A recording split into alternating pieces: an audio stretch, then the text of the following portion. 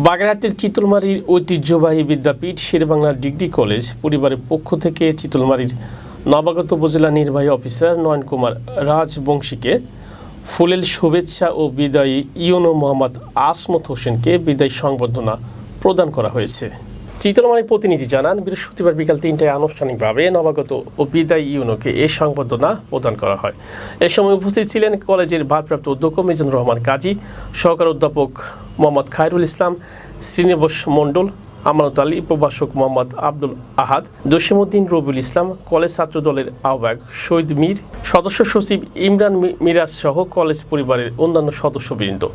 প্রসঙ্গত, বদলিজনিত কারণে যশোরের শার্শা উপজেলা ইউনো নয়ন কুমার রাজবংশীকে, চিতলমারী উপজেলায় ও চিতলমারীর সদ্য বিদায়ী ইউনো মোহাম্মদ আসমত হোসেনকে খুলনার ডাক উপজেলায় পদায়ন করা হয়।